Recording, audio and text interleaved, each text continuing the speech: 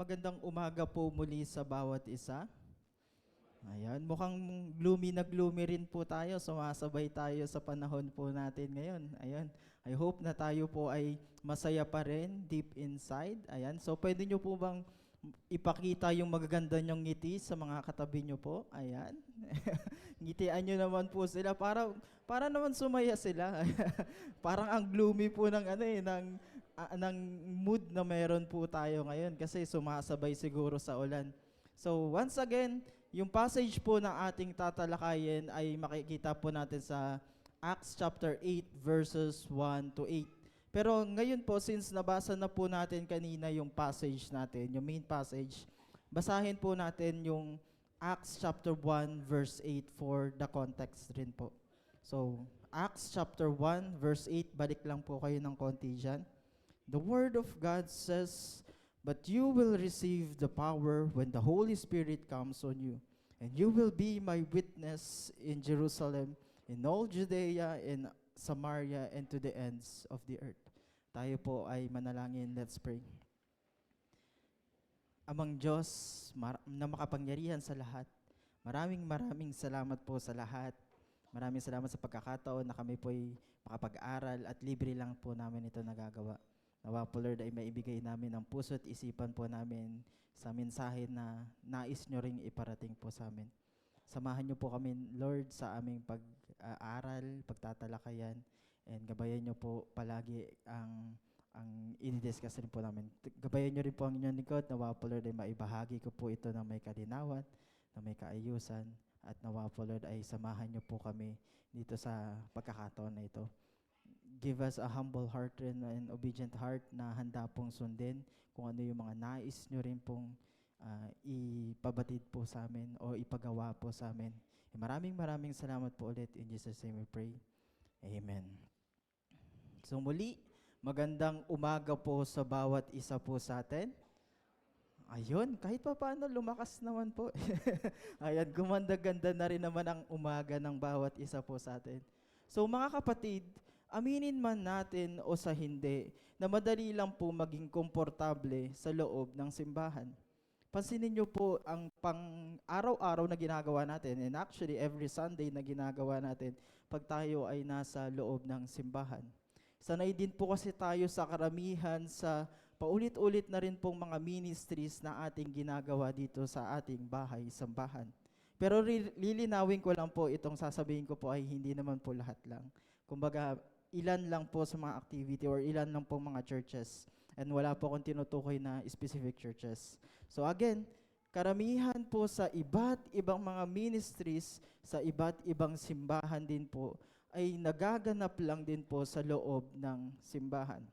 Aminin man natin ito sa hindi, kung titingnan natin yung percentage ng mga ministries na ginagawa natin dito sa simbahan, ay madalas na ito'y ginagawa lang natin dito sa loob ng simbahan. Hindi tayo madalas lumalabas para magbahagi ng mabuting balita sa labas, sa nakapaligid po sa atin. And madalas dito po lang natin ginagawa dito sa ating simbahan or sa loob ng kani-kanilang simbahan na meron po tayo. At dahil din po dito, makikita natin na itong mga gawain na ito, mga ministeryo na ito na rin po yung nagiging comfort zone natin. Comfort zone ng karamihan sa mga mananampalataya. Hindi lang po sa atin, kundi karamihan po sa ating mga mananampalataya. Pero minsan, and in reality, ay hindi po natin ito napapansin sa bawat isa po sa atin. Kasi sobrang saya na ng puso natin na ginagawa natin itong mga ministeryo na ito. Pero ito na pala yung nagiging comfort natin. Comfort zone natin. Yung comfort na nagbibigay ng saya sa mga gawain po natin. At siya rin po yung masasabi naman po nating nagiging kulungan na rin po natin bilang mga mananampalataya. Dahil nakatali na tayo dito sa loob lang ng simbahan. Dahil ang focus natin, once again, yung mga activities, ministeryo, dito sa loob lang ng simbahan. At kung titingnan naman po natin, wala naman ako sinasabing mali po ang mga bagay na ito. In fact, maganda nga po itong meron tayong iba't ibang mga ministries dito sa loob ng ating simbahan. Pero madalas, ito po ang nagiging problema po sa bawat isa sa atin. Itong mga gawain na ito, itong mga ministries na ito po yung nagiging way na din po pala para makalimutan natin yung pinakang main mission natin dito sa mundong ito. Main mission outside the church. At hindi lang po dito sa loob ng ating simbahan. O kahit sa mission po natin sa loob ng tahanan, na active tayong maggawa ng ministeryo dito sa loob ng simbahan, pero sa ating mga tahanan, ganun din po ba tayo ka-active?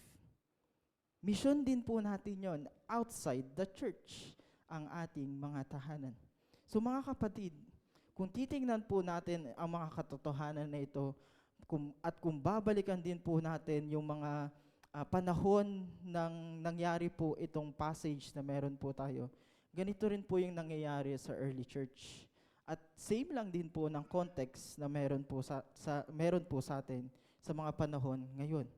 Kaya maganda rin po, siguro balikan po natin ang pangyayari mula sa Acts chapter 2 hanggang sa 7 para mas maintindihan po natin yung context natin bago tayo tumalon sa main point natin, main focus po natin sa chapter 8. So dito po, from Acts chapter 2 verse 7, lahat po na nangyari dito ay nangyari lang po o naganap sa loob ng lungsod ng Jerusalem. At bilang katuparan na rin po sa dakilang utos ng Panginoon sa Acts chapter 1 verse 8, which is yung binasa po natin kanina. It says, ulitin po natin, "You will be my witness in Jerusalem, and in all Judea and Samaria, and to the ends of the earth." Ito po yung sinasabi po nung ating passage. At ito po ang kaganapan dito sa passage na ito, sa chapters na ito. So, bigyan ko lang po kayo ng maikling summary patungkol dito sa mga chapters na ito. On Acts chapter 2, this is where the Spirit empowers and unite the church to spread the gospel. At marami pong naligtas dito sa chapter na ito. Dito nga po, mababasa po natin sa chapter na ito na nangaral po si Peter ng may buong katapangan po na nagresulta rin po sa 3,000 na katao ang naligtas at nanampalataya at nabautismuhan. 3,000 na katao po yung naligtas.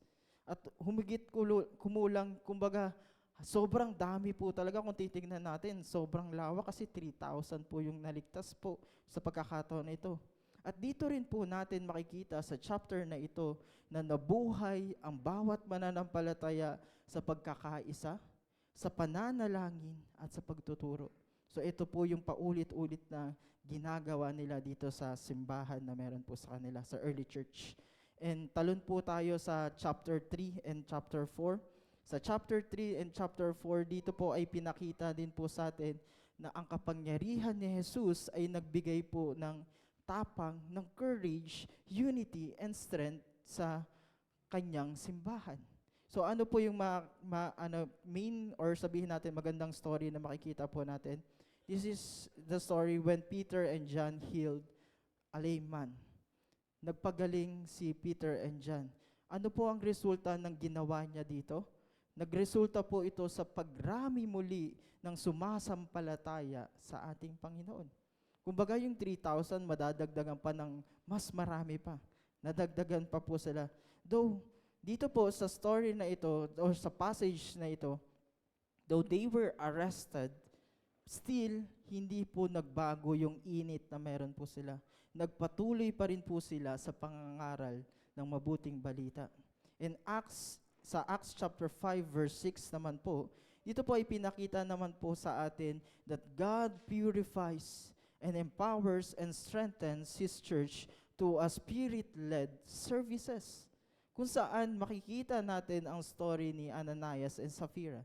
Si Ananias and Sapphira ay namatay po bilang paalala po sa kabanalan ng ating Panginoon o nung iglesia na meron po sila during that time. And dito rin po, makikita natin na kahit may ganitong klase ng setback or ng pangyayari, ay patuloy pa rin po ang himala at paglago ng iglesia na ito. Itinalaga rin po dito ang 7 lingkod para sa simbahan na ito and kabilang po dito si Stephen. And talon po tayo sa nakakalungkot na chapter din sa Acts chapter 7. Dito po ay makikita natin ang story ni Stephen. So sino po si Stephen? Si Stephen po, which is also the first Christian martyr na masasabi nating namatay dahil sa kanyang pananampalataya. Ito po yung nangyari at ito rin po yung nag-push para mangyari rin po yung pag-aaralan po natin dito sa chapter 8. So, beloved, kung papansinin po natin ang kaganapan from Acts chapter 2 to Acts chapter 7, makikita po natin na ang lahat ng mangyayari dito sa iglesia na ito, it seems powerful and impactful. Kung titingnan po natin, kung tutuusin po natin, lahat ng mga nangyayari dito sa early church. Pero again, babalikan po natin ang katotohanan, lahat po na nangyayari sa pagkakataon na yun ay nangyari lang po sa loob ng Jerusalem. Yes, we can say that the church was growing stronger. Na buong tapang talaga nilang ginagawa ito. But they were still staying inside the church in Jerusalem. And yes, may revival, may miracles, may worship, may teachings, pero walang movement outward. Ito po yung paulit-ulit nilang ginagawa sa mga pagkakataong ito. Kaya nga po, kahit maganda po ang nangyayari dito sa early church, still may nakalimutan silang gawin. Ano po yung nakalimutan nila? Gawin ang utos, dakilang utos ng Panginoon sa Acts chapter 1 verse 8. Ano po yung sinabi dito sa Acts chapter 1 verse 8? You will be my witness in Jerusalem and in all Judea and Samaria and to the ends of the earth. So ano po yung ginawa nila? Yung paulit-ulit nilang pinapractice sa kanilang simbahan hanggang Jerusalem lang. Kumbaga yung first part lang ang nagagawa nila and nakalimutan nila na ang malinaw na utos na kailangan rin nilang pumunta sa Judea, Samaria, and to the ends of the earth. So ngayong umaga, pag-usapan po natin ang tatlong bagay na ginagawa din po ng Diyos upang itulak ang kanyang simbahan, ang kanyang iglesia palabas po ng kulungang pader. Pader na nakasanayan na po natin. So dito po makikita natin ang tatlong mga pangunahing ginagawa ng Panginoon sa bawat isa rin po sa atin. So first of all, ayan dito, God breaks our comfort to build our courage. Ito po yung makikita po natin sa verses 1 and 3. So basahin po natin itong verse na ito.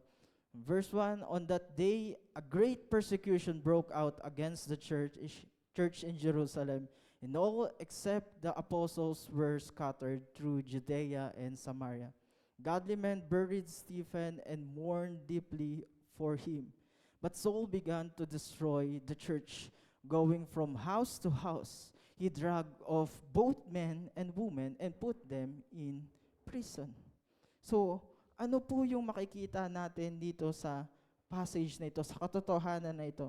Mga kapatid, kung iisipin po natin ito, the church in Jerusalem was on fire. Doon pa lang po sa Acts chapter 2 to Acts chapter 7, makikita natin that indeed, the church in Jerusalem was on fire sa iba't ibang mga ministries na kanilang ginagawa. Thousands were saved. And actually, more than thousands pa siguro kung titingnan natin or kung lulubos-lubosin natin. Everyone was also united. And indeed, it was a perfect church atmosphere. Ito nga pong katotohanan nito, napaisip ako, what if nandun kaya ako sa pagkakataon na yun? Siguro ang saya-saya, no? Makikita mo, may mga miracles, may mga nangyayaring pagtuturo, and active ang church dito sa Jerusalem. It was indeed a perfect church atmosphere. Full of blessing, full of joy, full of comfort.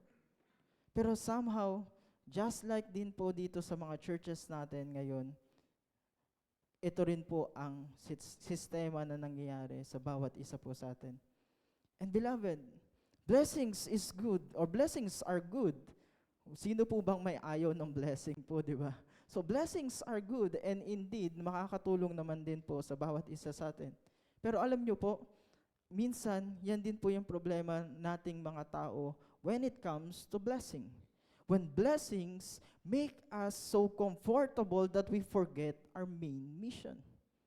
Dahil nandito na tayo, kinain na tayo ng comfort na natatamasa po natin. So going back to our passage, makikita po natin dito na masayang-masaya ang mga believers noon sa takbo ng iglesia na meron po sila sa Jerusalem.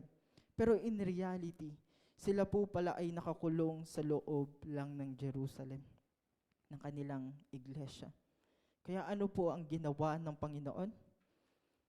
Ano po ang ginawa ng Panginoon sa pagkakataon na ito? Pinayagan ni Lord ang persecution na dumating sa kanila. Ito po ang ginawa ng Panginoon sa pagkakataong ito.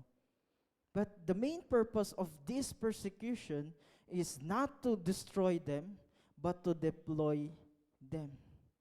To shake them and to push them to following His calling na kaninang binasa po natin as a context sa Acts chapter 1 verse 8. This is their mission dito sa mundong ito, sa pagkakataon na yun. And in fact, kung titingnan po natin, walang pagbabago yun. Ito pa rin po yung mission na dapat pong gawin ng bawat isa po sa atin. That is their mission and also our mission here on earth.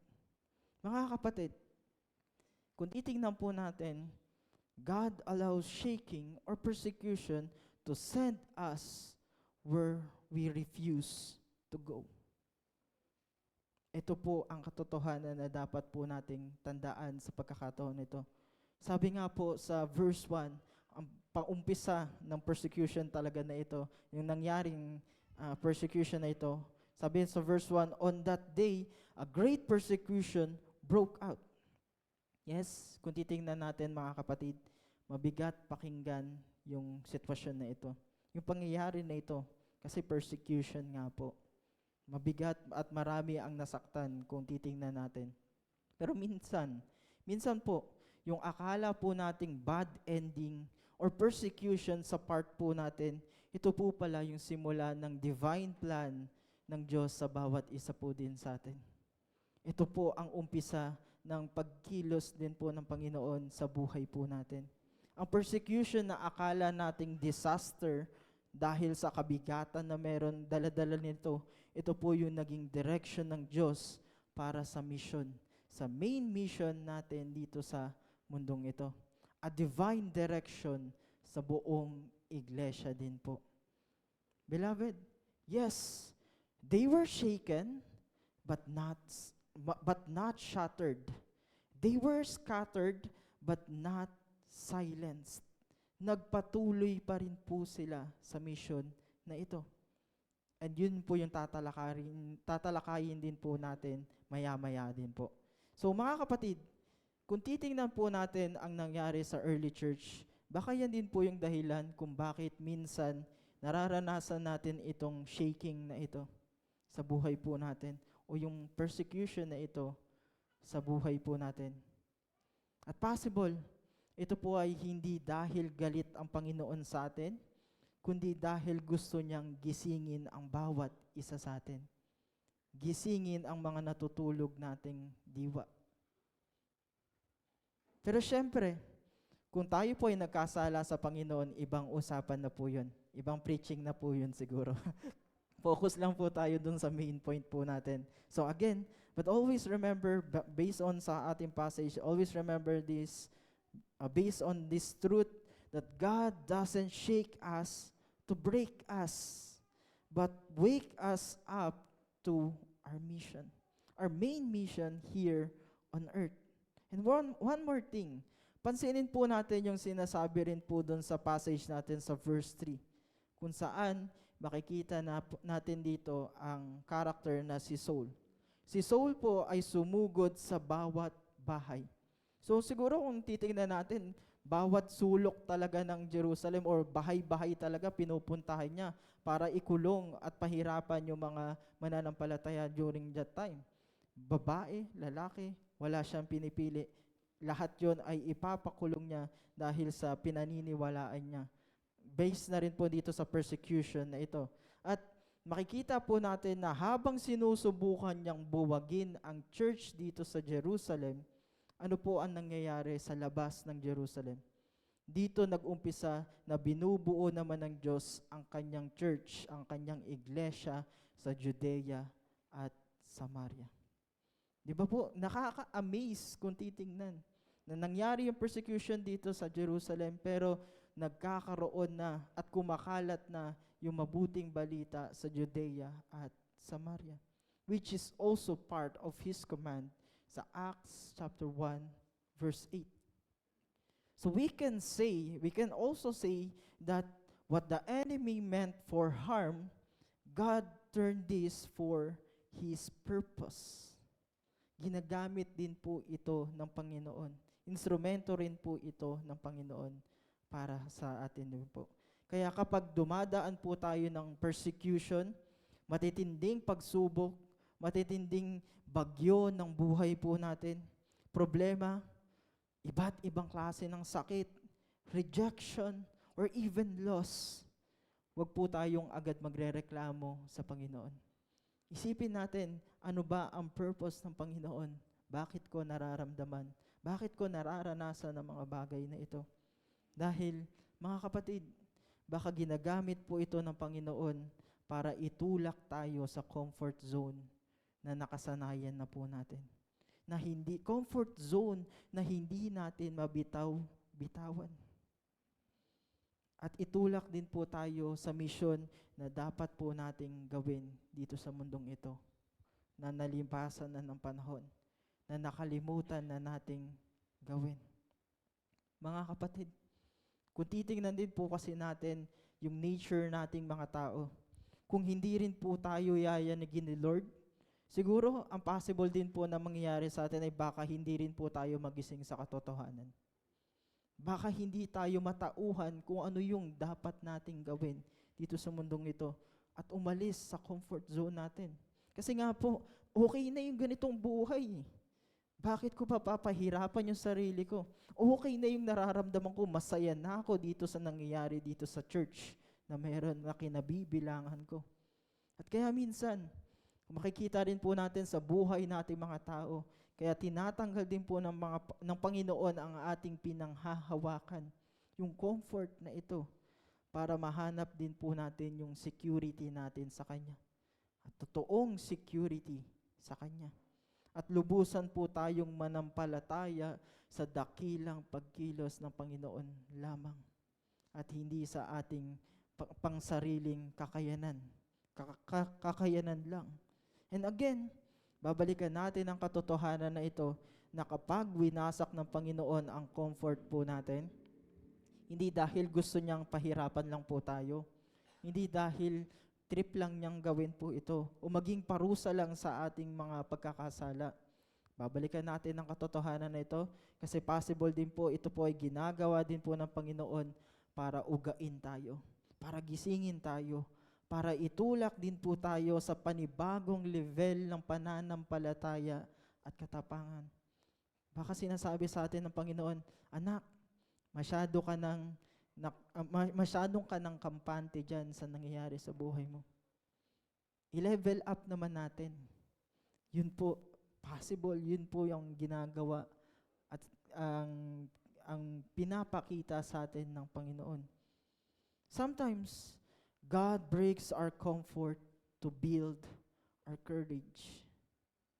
When everything feels unstable, maybe God is positioning us for something unstoppable, unbreakable.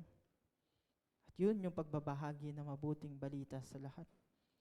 So, church, beloved, mga kapatid, what will we do when shaking comes? Pag nangyari ang matinding persecution na ito, pag nangyari itong matinding pag-uga na ito sa atin, ano po ang gagawin natin? Will we hold on to comfort na natatamasa natin or hold on to our calling na pagkakatawag sa atin ng Panginoon? Beloved, wag lang din po nating hayaang maging kulungan po natin yung comfort na natatamasa po natin dito sa ating iglesia.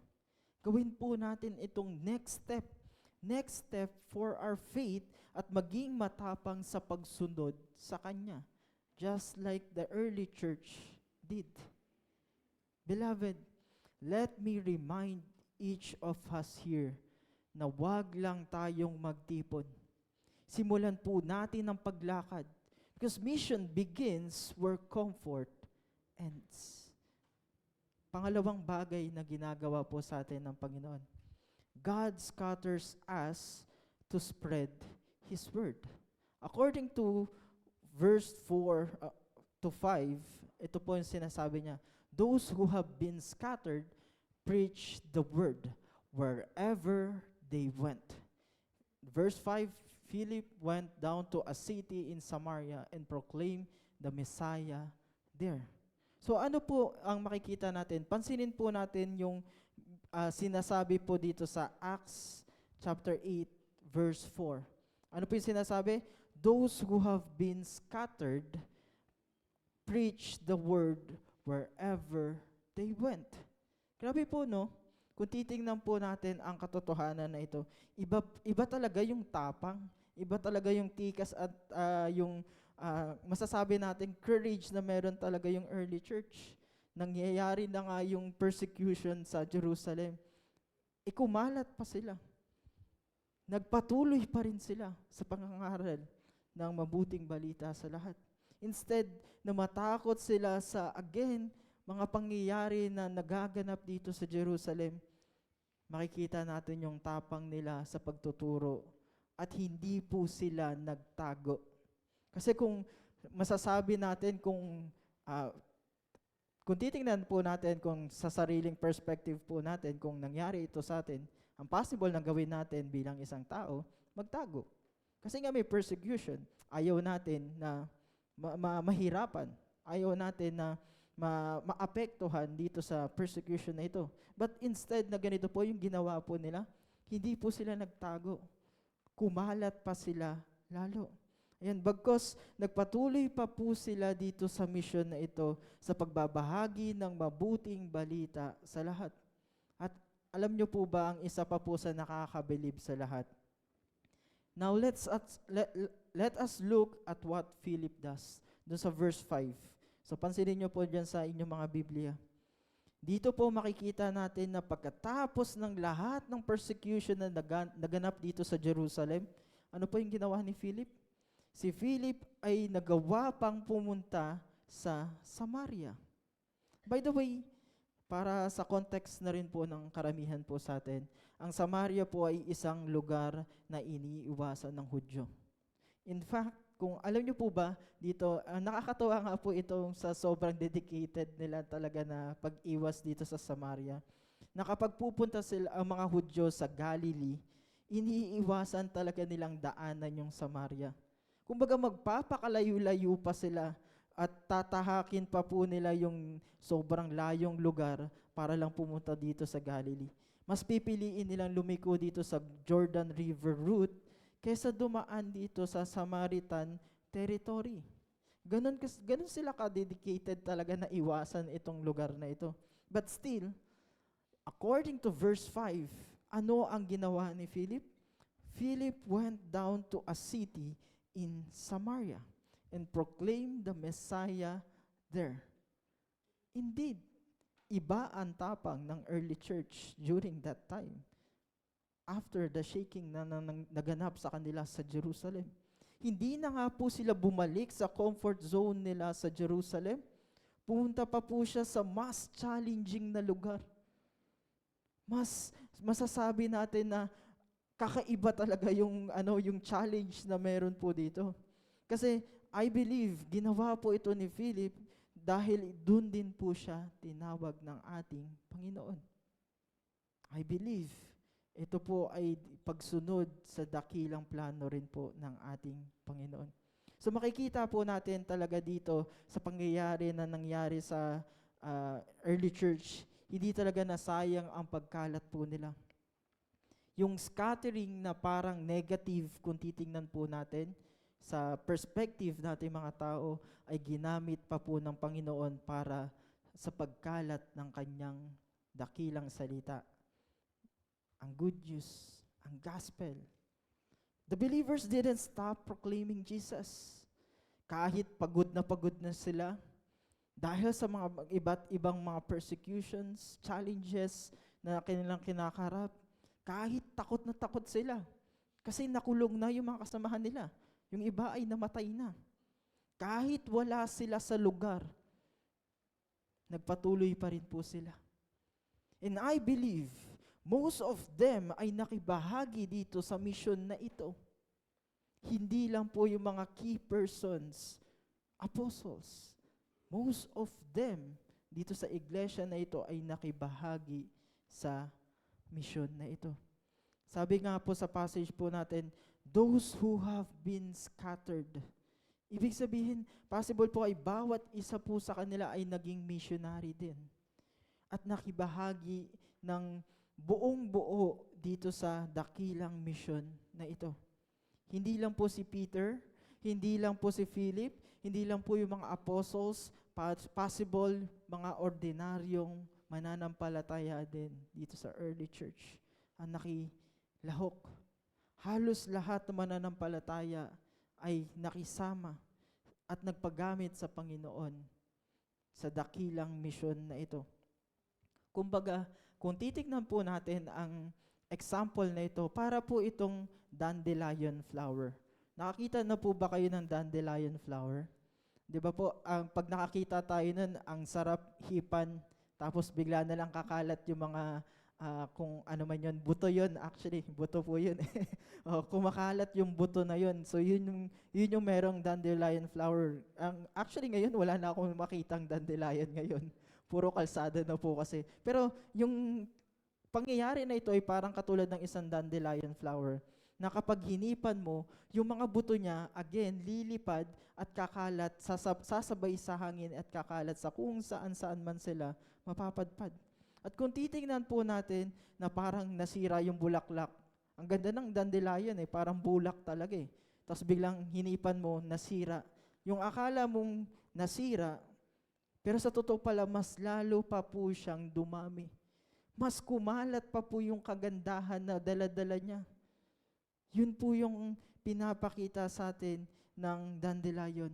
Kumalat ito o dumami po ito dahil sa buto na nilipad ng hangin.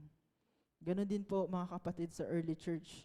Nung hinipan po sila ng persecution, ng mga challenges na nangyayari sa buhay nila, mas lalo pa po silang kumalat. At mas naging matapang pa po sila sa pagdadala ng mabuting balita sa lahat. Saan man po sila magpunta. Based na rin po dun sa ating passage. At mga kapatid, kung titingnan po natin ito, ganon din naman po sa ating lahat. Kung saan po tayo nilagay ng Panginoon, doon din po yung pinakang mission field po natin. At hindi po aksidente na naandyan po tayo sa sitwasyon na yan, sa lugar na yan, sa pangyayari na yan. Yan po ay dakilang plano pa rin po ng ating Panginoon. May dahilan po ang Panginoon kung bakit tayo nandito. So kung estudyante ka po, ang mission field mo, ang campus mo.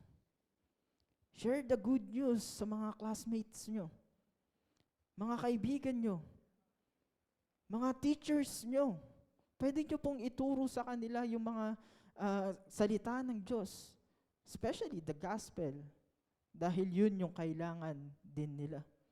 Kung empleyado ka, ang mission field mo ay ang office mo. Yung mga karatig mong table, kung sasabihin nyo po ay work from home ako, chat mo. Chat nyo po yung mga nyo. Kasi one click away, pwede nating ma-chat yung mga ka-office po natin. Pwede pa rin po tayong magbahagi ng mabuting balita sa kanila. Sama na rin po natin yung boss natin. Malay mo, tumaas pa yung, yung sahod natin dahil, kidding aside, joke lang po yun. So, kung tayo naman po ay isang parent, ayan, kung isang nanay o tatay na, or lolo and lola, ang mission field po natin ay yung mismong pamilya po natin. Huwag na po tayong lumayo. Hindi lang po yung pamilya natin, sama na rin po natin yung kapitbahay natin. Share natin yung gospel sa kanila. Magpakita tayo. Huwag tayong magtago lang sa ating tahanan. Beloved, we all can be a missionary. At yun yung nakakatuwa sa katotohanan na ito. At hindi po kailangan magpunta tayo sa iba't ibang bansa para lang magmisyon. Hindi po tayo kailangan pumunta sa napakalayong lugar para matawag lang na missionary.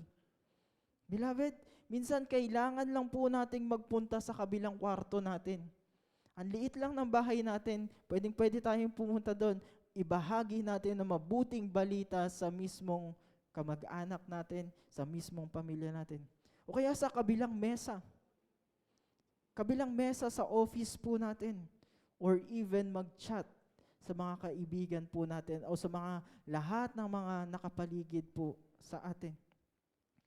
Dahil again, gagawin po natin ito dahil may isang kaluluwang naghihintay din po na marinig ang mabuting balita na dala-dala rin po natin. Just like the dandelion flower. Yun po ang dapat po nating gawin. So let me challenge you, mga kapatid, saan kayo nilagay ng Panginoon ngayon? Nasaan ka sa pagkakataon na ito ng buhay mo? Ikaw ba ay nasa trabaho? Nasa eskwela? Nasa bagong environment na hindi nyo alam kung ano pa ang plano ng Panginoon sa inyo? Nasa mahirap na sitwasyon na pinagdadaanan? Tandaan po natin ito, mga kapatid, na baka ginagamit ng Panginoon yan, yung shaking na yan, yung pangyayari na yan, hindi para ihiwalay ka sa misyon, kundi para lumawak pa ang misyon mo dito sa mundong ito. Beloved, once again, wag lang tayong magtipon. Go and spread His word because mission begins where comfort ends. Magpatuloy po tayo sa paglaganap, pag-share, pagpapalawak na mabuting balita saan man tayo mapunta. Kasi minsan po, kung uunawain po natin itong katotohanan na ito, kaya rin po tayo possible na pinalipat, possible na pinalayo sa comfort zone natin, pinalabas ng Panginoon, hindi para iwan lang tayo, iwan tayong kawawa, kundi para gamitin din po tayo sa kanyang dakilang misyon sa bawat isa po sa atin. Even when God scatters us, ang katotohanan is He never abandon us. Kasama pa rin po natin ang Panginoon dito sa puso po natin. And instead, dito sa lahat mga nangyayari ito, instead He empowers us to share His word. May kakayanan tayong magbahagi rin po ng mabuting balita sa lahat. Ito po ay mangyayari lang kung tayo po ay mag-step up. Susunod, kikilos, gagalaw, makikinig sa ating Panginoon. Pangatlong bagay po na ginagawa ng Panginoon. God sends us to share His joy. Sabi nga po dito sa verses 6 to 8, when the crowds heard Philip and saw the signs he performed, they all paid close attention to what he said. For with shriekers impure spirits came out of many, and many who were paralyzed or lame were healed. So there was great joy in that city. Pansinin po natin yung sinasabi po dito sa Acts chapter 8 verse 8. Sabi dito, malinaw na sinasabi ng salita ng Panginoon. So there was great joy in that city. And that great joy na ito ay dahil na rin po sa salita ng Panginoon. Mismo sa ating Panginoon, actually, to be exact. So mga kapatid, kapag ang mga anak ng Diyos ay nag-umpisang lumabas sa pagkakakulong nila dito sa comfort na ito, ang resulta po nito, kagalakan sa ating Panginoon, kagalakan din po sa part po natin. O kagalakan sa lahat man ng nakapaligid po sa atin. At kung titingnan po natin na maigi itong passage na ito, hindi lang po basta katuruan o simpleng lesson lang yung dala-dala ni Philip during that time. Ito po ay transformation. Saan po siya pumunta? Sa lugar na masasabi nating mahirap talaga, challenging talaga, at hindi natin aakalain na pwede rin palang magbago. Transformation din po kasi ang dala ng tagapagturo na ito na si Philip. Dahil nung nakilala nila si Jesus, ay doon din po pumasok ang tunay na kasiyahan na hinahanap po nila, tunay na liwanag dito sa lungsod na kanilang mga napuntahan. Kaya mga kapatid, as the church moves, the city rejoices. Sa madaling salita, kapag lahat po tayo ay kumilos, sumunod sa ating Panginoon, ang mga tao ay maaari din pong maabot ng kanyang salita. At kapag sila po ay naabot, may pagkakataon din po silang magbago, katulad ng pagbabagong natatamasa rin po natin. At kapag sila po ay nagbago, may pagkakataon din naman po silang magpasa nito sa mga taong nakapaligid din po sa bawat isa sa atin. So tandaan po natin ito mga kapatid. Ang gospel ay hindi lang po simpleng mensahe lang. Hindi po siya simpleng mga katuruan lang na makikita natin kung saan-saan. Ito po ay good news na nagbibigay po ng kasiyahan sa bawat isa po sa atin. Hindi lang po ito information o simpleng information patungkol sa Panginoon, kundi ito po ay transformation na nagmumula mismo sa ating Panginoon. At higit po sa lahat, beloved, ang Christianity o ang pagiging mananampalataya ay hindi lang po patungkol sa attendance. Sa pagpunta lang natin dito sa church na kinabibilangan po natin, kundi ito po ay nakatuon pa rin po sa impact na dala-dala ng mensahe ng kaligtasan na mismong narinig din po natin personally. At mismong dapat na ibahagi po natin sa lahat. Yes, beloved, Philip preached, pero higit po doon, makikita natin na nakita at nakilala ng mga tao kung sino si Jesus. Na masasabi natin na makapangyarihan sa lahat, na dakila sa lahat. Makapangyarihan in a sense na kahit nasa gitna sila ng persecution, gitna ng bagyo, still kasama nila. Ganon ka makapangyarihan ng ating Panginoon. At dito din po natin makikita yung mismong puso ng ating Panginoong Diyos. Beloved, He didn't just call us for comfort, but to bring salvation and joy to the world. Yun po yung pagkakatawag sa atin. At hindi lang po ito simpleng attendance lang ang gagawin po natin. Kung titingnan po natin ang katotohanan na ito, para po itong isang ilaw sa napakadilim na iskinita. For example, katulad po namin sa Santa Elena, meron dong iskinita papasok doon sa gate. Sobrang dilim po talaga nitong iskinita na ito, na to the point na nakakatakot talagang maglakad.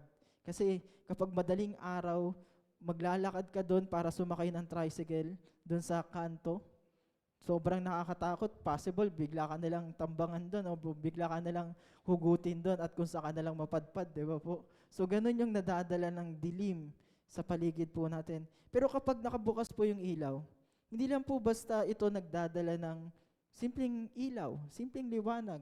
Nagbibigay din po ito ng sense of safety, security, and comfort sa paligid po niya. Pag nakabukas yung ilaw doon, madalas na nagiging kampantay ako, okay, walang nakatago doon sa puno na malaki. Kumbaga, pwede ako umiwas. Kumbaga, alam ko sa sarili ko na nandun ako, kampante ako na walang mangyayari sa akin. Kasi nakikita ko kung ano yung dapat kong puntahan. Saan ako pupunta? Kumbaga, again, ang ilaw ay nagbibigay po sa atin ng sense of safety and comfort. And beloved, ganyan din po ang epekto ng Kristiyano na nagdadala ng mabuting balita sa lahat, ng gospel. Hindi lang po tayo basta nagbabahagi para lang may masabi tayong nagbahagi tayo ng mabuting balita. Nagdadala rin po tayo ng pag-asa at saya. saya na hinahanap din ng karamihan po sa atin. Kaya mga kapatid, kung gusto po ba natin ng totoong joy na inaalok ng Panginoon, hindi lang po yung pansamantalang joy dito sa event, iba't ibang mga event sa buhay po natin, o yung mga panandali ang kilig ng tagumpay na meron po tayo. Yung joy na masasabi natin pang matagalan talaga, kundi yung joy na galing din po sa pagbabago ng buhay ng ibang tao. Yung joy na nagbibigay din po ng misyon na bawat isa po sa atin. O kapag may nakakilala at nanampalataya sa Panginoong Diyos dahil isinapuso po natin ang misyon na ito. Pati na rin po yung mga tao na nagbago dahil mas pinili po nating sumunod sa command ng Panginoon. Gusto po ba natin itong joy na ito? Kung gusto po natin ito, magpatuloy po tayo sa pagbabahagi ng mabuting balita sa lahat. Kaya mga kapatid, balikan po natin ang paalala sa bawat isa po sa atin. Paki-present po. Huwag lang po tayong magtipon. Go and share His joy because mission begins where comfort ends. And in conclusion, mga kapatid, bilang pagtatapos po ng ating mensahe, beloved, kung titingnan po natin yung pangyayari dito sa Acts chapter 8, in here, God allowed those persecution to happen. Again, ulitin po natin, not just to punish the church, but to push the church to the mission. Sa calling ng bawat isa po sa atin. And again, kung titingnan po natin ang pangyayari dito sa mundong ito, baka ganyan din po ang nangyayari sa atin ngayon. Mga kapatid, baka kaya pinapayagan din po ng Panginoon na maranasan natin yung iba't ibang mga krisis na ito, iba't ibang mga kabigatan na ito sa ating bansa. Dahil may plano ang Panginoon sa atin. Inflation, moral decline, at pababa na talaga ang nakakagawa ng pagkakamali. Pabata ng pabata actually. Disasters, at marami pa pong iba. Ito po ay ginagawa rin ng Panginoon para ugain at gisingin ang simbahan niyang natutulog na o nakakulong na sa comfort na natatamasa po natin. Tandaan po natin ito mga kapatid. Hindi lang po tayo nilikha para mag-gather. Nilikha tayo para humayo at magkalat ng mabuting balita sa lahat. So today, Alpha Baptist Church, I challenge Alpha Baptist Church, lahat po tayo. Ayan po. Huwag kang manatili sa loob. Lumabas ka. Subukan nating lumabas. Huwag kang matakot sa discomfort na baka mahirap itong gagawin natin. Baka yan po ang daan papunta sa calling po natin. Church, huwag mong sanayin ang panahon. Ang misyon ay ngayon mismo. Huwag natin ipabukas dahil hindi natin sigurado kung ano mangyayari sa atin kinabukasan. Ang misyon ay ngayon. Ibahagi ang mabuting balita sa lahat. Let's bring Jesus to where He needed the most. Magkalat tayo. Ikalat natin ang mabuting balita sa lahat. Let's be a church that doesn't just gather, but goes beyond the walls. Ang pagsunod sa dakilang plano ng Panginoon. Let's declare this together. Let's declare it together one last time. Basahin po natin sabay-sabay itong ating challenge. Pa-next po. Sabay-sabay po natin basahin. Ready? Begin. Huwag lang tayong magtipon. Simulan ang paglakad. Mission begins where comfort ends. Tayo po ay manalangin. Let's pray. Dear God and Heavenly Father, maraming salamat once again sa dakilang reminder na rin po ng inyong salita. Maraming salamat dito sa salita na maaari naming mabalikan at ma-remind muli sa kung ano yung mission namin dito sa mundong ito. Nawa po Lord, mahirap man yung mga persecutions na nangyayari po sa amin, marami man kabigatan na aming na i-encounter, But I know, Lord, na kayo po ang kasama namin at hindi kami nag-iisa dito sa pangyayari na ito, sa pinagdadaanan po namin, sa kabigatan po namin na ito. So gabayan niyo po kami, Lord, na mas lalo pa kaming maging matapang, matatag sa pagbabahagi ng mabuting balita sa lahat. Huwag po kaming matakot, kainin ng takot na meron kami. Bagkus magtiwala kami sa iyo na dakila at makapangyarihan sa lahat ng mga kabigatan na meron din po kami. Nawa po, Lord, na hindi kami mag-stay sa comfort na meron po kami, sa comfort zone na ito. Because mas subukan pa po namin na i-push yung limit namin sa pagbabahagi ng mabuting balita sa lahat. I know, Lord, may mga times na nakakatakot po itong gawin, especially sa mga taong hindi namin kakilala.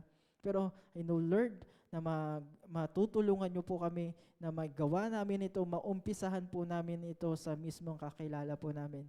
Sa aming pamilya, sa aming mga kaibigan, sa aming mga katrabaho, sa aming mga kaskwela, at sa aming mga kapitbahay. Samahan niyo nawa kami, Panginoon. Tulungan niyo nawa kami, Panginoon. Maraming salamat po ulit. In Jesus' name we pray. Amen.